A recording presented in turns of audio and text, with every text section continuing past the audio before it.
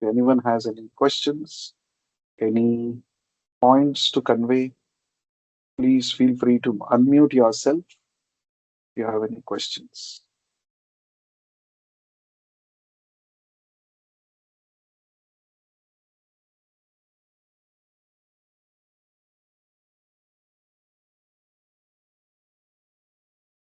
Okay, so since you're not having question, so I'll ask some questions. That Hare Krishna, Prabhu. Hare Krishna. Uh, Prabhu, I have a doubt on you told that the Any Lord name? Krishna. Rajashekar. I am Rajashekar, Prabhu. Rajshekar, yes, yes, You told that the final enjoyer is the Krishna himself yeah, for every activity. Suppose yes. if we have laddu prasadam, now Mhm. I will certainly taste that sweetness. How Yeah, can I realize that? How can I realize that this is the this is being enjoyed by Krishna itself? yeah. Very good question. You already said it is prasadam laddu, right? Prasadam means it is already offered to Krishna. That means Krishna has already enjoyed the laddu, and Krishna has mercifully given it to you as prasadam for your purification. So, Krishna is the primary enjoyer of that laddu, and you are receiving the mercy. Prasadam means mercy. So, you are the secondary enjoyer. So, Krishna is the primary enjoyer. That is why Krishna recommends in the Bhagavad Gita that whatever you eat, you first offer it to me. You offer it to me. Tad kurushva madarpanam. So, when you offer food before eating, you offer it to Krishna, it becomes prasadam, it becomes karma free food. And Krishna enjoys, what does he actually enjoy in the food that you're offering? He is not actually enjoying the material taste of it. He is enjoying the feelings of genuine bhakti with which you are offering it to him, that he enjoys. And since that laddu or whatever food you're offered, Krishna has enjoyed it, you are eating it as prasadam. That means when you're eating, your consciousness is what? Oh, this Krishna has enjoyed. This is Krishna has mercifully given me this for so that I can eat it and become purified and I can develop spiritual consciousness. So in that mood when you're eating, you're definitely having this understanding that Krishna is the enjoyer. Hope that answers your question. No problem. In general, suppose if it is not prasadam, if you take some Yeah, jamun, assume that jamun yeah. I did not offer. Mm, Being a normal human being, how can I assume that I am able to taste it, I am able to sense it? Now, how can mm, I say that no, this is being enjoyed by Krishna? Even I am tasting that. yeah. So when Krishna is saying that you should work with the consciousness that I am the supreme enjoyer, Krishna is the supreme enjoyer. So it is not a theoretical concept just to know that oh, Krishna is the enjoyer. No, when that Krishna is the real enjoyer, when that will become crystal clear for you, when you follow the prescribed way of working, right? So theoretically knowing that Krishna is the enjoyer is not sufficient. That jamun or gulab jamun, whatever you are eating, why don't you offer it to Krishna and practically practice that? Yes, Krishna, whatever I'm cooking, whatever I'm eating, first you enjoy. Then the remnants of your enjoyment I will enjoy. In other words, it is not theory that we are learning in the Bhagavad Gita. Oh, Krishna is the supreme enjoyer. Oh, so what for me? So if Krishna is supreme enjoyer, for me what? What difference does it make in my life? I need to follow, I need to mold my life in a way which will help me realize that Krishna is the supreme enjoyer. That means my activities should be that of a bhakta. So we talked about three attitudes, right? Karmi, jnani, bhakta. A karmi will always think that all tasty things are for my enjoyment only. I am the enjoyer. He cannot realize that Krishna is a supreme enjoyer. Okay. A jnani will reject, oh, all these tastes and all these are addictive. Oh, these are all maya. The jnani attitude. He'll say, oh, I'll not eat gulab jamun. Oh, it will make me addicted. So he will reject. But a bhakta will say, oh, I will prepare nice, tasty gulab jamuns. With love and devotion, I will prepare and I will offer to my Krishna. And Krishna has promised in Bhagavad Gita that if you offer with love and devotion, I will accept your offerings. And once he has enjoyed it, then I will experience the taste of that gulab jamun. It is no more binding to me because I have done it for Krishna's pleasure and it is making me free from bondage. So only a bhakta can realize that Krishna is the supreme enjoyer, not a jnani, not a karmi, right? So if you want to realize, you said you asked the question, how does a common man realize? Yes, common man should adopt the consciousness of a bhakta. Then only he will realize that Krishna is a supreme enjoyer. Otherwise, it will remain simply a theoretical concept printed in some Sanskrit language in Bhagavad Gita. That's all. Is that okay? Yes, Prabhu. Yes, Prabhu. Thank you. Thank you. So, unless we adopt the consciousness of a bhakta, it is not possible for us to realize God. It is not possible for us to realize ourselves as the enjoyed and Krishna as the enjoyer of all our actions. Very good question. Very nice. So, anybody else has any other question? Somebody has posted one question, I guess. Kautuk, could you please read? Yes, so Raghuram Reddy posted. How Yes. the question was similar to what Raj Sekhar asked. So he posted Okay. how I can think of Krishna as the enjoyer when I am having some great pleasures like eating most Mm. delicious foods like ice cream or doing Yeah. some pleasure things. So that part has already been answered by you. I think you can answer the second It's a part. nice coincidence Some that two participants are having the Yeah, same question. Nice. yeah. I hope So second part, Raghuram got the answer to this question. First one. Yeah. What is the second part? yeah. So he said sometimes we work very hard, and how can I give humbly entire things to Krishna? Mm. So how can I offer my hard work completely to Krishna? So I didn't get the understanding. Sometimes I work very hard. Now, if you study the Bhagavad Gita, Krishna says in one place, Balam balavatam asmi. You are doing hard work, but who is giving you the balam, the strength for you to do the hard work, sir? If you ask this question and study Bhagavad Gita, Krishna says, I am only giving. Balam balavatam asmi. I am the strength of the strong. Another place, Krishna also says, Aham Vaishwanaro Bhutva Praninam Deham Ashritaha Pachamannam Chaturvidha. Krishna says, I am situated inside your belly as the Vaishwanara digestive fire. The food that you are eating, it is me only who is digesting and producing energy for your body to be fit and fine, to be healthy. That means if you study Bhagavad Gita carefully, you will understand every moment in our life, God is involved, but we are not recognizing. We are not recognizing. Every moment in our life, God is involved. There are the human body itself is a complex mechanism where parallelly thousands of processes are happening, and you are not controlling. We are not controlling all these activities. So, by whose order, by whose design and intelligence and plan are these things happening so well?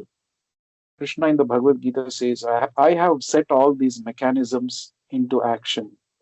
So, becoming Krishna conscious, becoming God conscious is a natural consequence of understanding that every moment I am dependent on for my existence on God, on Krishna. So one who recognizes this and acts for the pleasure of the Lord, he is called a bhakta. So when you are working hard, how to offer the fruits of my hard work to Krishna? First of all, recognize that the strength for me to work hard is coming from Krishna. And Krishna also says in the 15th chapter, I am seated in everyone's heart as the Paramatma, and I am giving you, everybody, intelligence, remembrance, and forgetfulness. Mattaha smritir jnanam apohanam cha. Krishna says, from me come intelligence, remembrance, forgetfulness. So every moment we are remembering so many things, Krishna is inspiring us to remember. We are forgetting some things, Krishna is inspiring us to forget. We are working intelligently, that intelligence Krishna is supplying to us. So when you're working hard, recognize that my intelligence to work hard, to work in a certain way is coming from Krishna. My heart, my strength is coming from Krishna. The food I eat is becoming digested. It is and producing energy by the action of Krishna, by the mercy of Krishna.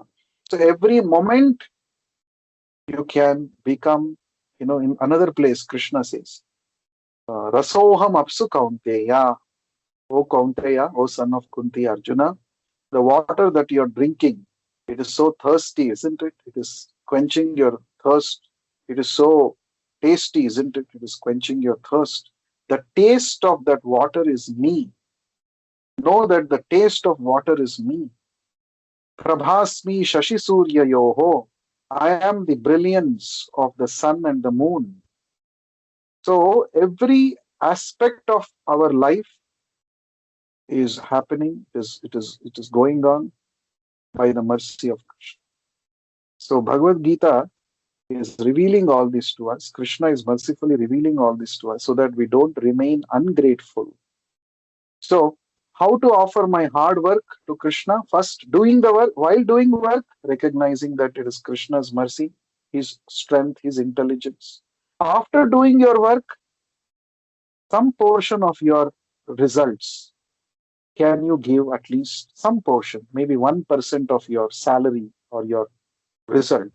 Can you give it to spread the wisdom of Krishna consciousness, to serve Krishna in one or the other way? If not the entire result, at least some percent. You need your result for your maintenance also, but some percent we should recognize. So that is called dana, charity. So charity is also important because by giving charity, we develop selflessness, we develop detachment. These are all wonderful principles explained in the Bhagavad Gita. So we should try to practice it, right? So hope that answers your question.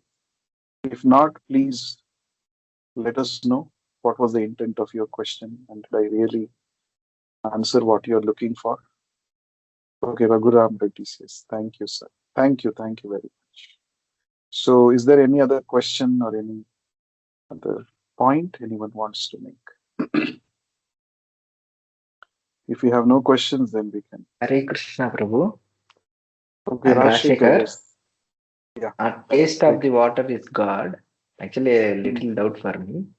mm. The taste, the word general taste itself is a God. No, or else the taste of the water is only the God. Krishna. See, different in the 10th chapter, also in the 7th chapter, Lord Krishna gives a list of how he can be perceived, the different ways how God can be perceived in our day-to-day life. So why we do so many activities? We drink water. Every day we are drinking waters, you know, 2 liters, 3 liters. We drink water. So Krishna says, every time you drink water, remember me, because I am that satisfying, thirst quenching quality of water is me. When you're, especially when you're thirsty, when you drink water, you feel so satisfied. Somebody may give you some other juice, somebody may give you Coca-Cola. No, that's not going to satisfy. That's not going to satisfy your thirst. What satisfies your thirst at that point is water only, normal water, isn't it? So that Krishna says that normal water has a special quality of quenching your thirst. Normal water has some special taste. You should know that that ability of that water to quench your thirst is given by me. I have invested that special quality in that water to quench a person's thirst. You see? And if you just think about Krishna while drinking water each time you drink water, you're becoming God conscious. You don't have to go to the forest and do tapasya. You don't have to study big, big Vedas. You don't have to become some big Pandita. Not required. You simply, 5 times a day, suppose you're drinking water. Each time you remember Krishna. See, this is so satisfying. If a material object like water, Krishna can make such a material object called water so satisfying, then imagine what kind of a personality Krishna is. If I develop loving relationship with Krishna, my life will be filled with satisfaction, joy, bliss every moment. That is the meaning of it, right? It's not the physical aspect of it per se. It's not the taste per se. It is actually the experience of satisfaction when you get each time when you drink water, especially when you are thirsty, right? Krishna says, remember me each time you drink water. You're becoming a topmost yogi. Just remember, is it difficult? Srila Prabhupada asked this many times in his lectures. Prabhupada used to say, is it difficult? Each time you remember this verse in the Bhagavad Gita, Krishna says, Rasoham apsu kaunteya. Each time you drink water, you just remember, oh, Krishna is the taste of water. He is the one who has made this water so satisfying. Then how, if he can invest this satisfaction quality in a material element called water, then how much he himself must be source of all pleasures and happiness and satisfaction. Why am I not becoming a devotee? Why am I not connecting with Krishna? I am depriving myself of such great satisfaction, happiness, by simply being on the material consciousness. So this is the understanding. So everybody can become yogi. Simply you drink water and remember Krishna. Over. You became a yogi instantly. So that is what Krishna is. Is it okay, Rashekar? Yes, Prabhu. If it is not deviating, the thing is that the same thing also serves. Even our food also serves, right? Suppose I cannot Mm, have 1 ton of food. I can just have a mm, little, whichever is sufficient. But at some yeah. point of time, that also Mm, satisfies me. All right. Even if I'm able to eat further also, I cannot mm, enjoy further that taste. correct. So, Mm, so in the same way, mm. Krishna can also be remembered in this way also, right? Because the Krishna himself is giving the taste and that level of satisfaction. Is it not the right way to interpret like this? Yes, the food also, Krishna is only giving. Krishna is having invested that nutrients in the food, which is nourishing the body, which is giving satisfaction to the tongue, to the body. Yes, every time a devotee eats, he is very grateful. That's why in our Vedic culture we say Annadato Sukhi Bhava. That is gratitude, right? When we say Annadata, not only we should think about the immediate person who has brought the food to you, not only the farmer who has struggled, worked hard on the fields for the food to come on your plate. We should also think about the supreme Annadata, the supreme Lord Krishna, who has created this entire cycle of food production, which is nourishing all the living entities. So, our Vedic culture, if one follows it, no, he will automatically come to this God consciousness. Yes, Annadato Sukhi Bhava means what? I am grateful to the person who has brought food to my plate and satisfied my hunger. Plus, I am also grateful to the Supreme Lord for creating such a facility for me to enjoy such a tasty food. So, finally, what the point is, everything that we do, we should recognize that it is ultimately connected with God. This is called God consciousness or Krishna consciousness. Don't just stop at the farmer level. Farmer you appreciate and that's okay. But farmer himself, he is depending on nature for food production. He is depending on rain. So who has made all these arrangements for the rain to come, for the soil to be so productive and produce grains? You sow one grain, you will get 100 grains. Who has invested that power in the soil? It is Krishna. Therefore, don't stop at the immediate uh, person who is giving you some benefit. Ultimately, go trace this is called root cause analysis. Trace the final ultimate cause. Sarva Karana Karanam. The cause of all causes is Krishna. So that is the meaning of being God conscious. Whether it is water, whether it is food, whether it is air that we breathe, everything is provided by the Supreme Lord. So we should be grateful. So gratefulness is the beginning of surrender. It's the beginning of bhakti. Without gratefulness, there is no bhakti, isn't it? So a demoniac person, he never appreciates that God has given me so many facilities. I should be grateful to him. When you develop gratitude, then you become closer to the divine, right? So yes, even food also, what you said is right. So one last question we'll take. Already it is 9:45. Yeah. I could not read the question. Kautuk, could you please read it? So, so Raghuram Reddy asked, if we get sadness, how does we Hmm. think it is cause of Krishna or myself? Okay. If I experience sorrow, how do I attribute this to Krishna? Because just now I said Sarva Karana Karanam, cause of all causes is Krishna. So sorrow is a result of forgetting Krishna. In that way, Krishna is involved in the sorrow also, right? Suppose there is sun. Sun has risen in the sky. It is so bright. But you are closing the doors and windows of your house and you're sitting inside. You're not letting the sunlight come inside. Then you are saying it is so dark. Oh, what is this? It is so dark. So why don't you go and open the doors and windows? Sun is shining there brightly in the sky. You will get full light and full heat, warmth you will get. So people who are suffering in this world, why they are suffering? The root cause of suffering is forgetfulness of their relationship with Krishna. We suffer because we are not Krishna conscious. To what proportion we have forgotten Krishna, to that proportion we experience agony, pain, sufferings. So uh, we should develop our Krishna consciousness. That is the sum and substance. Very good question, Raghuram Reddy.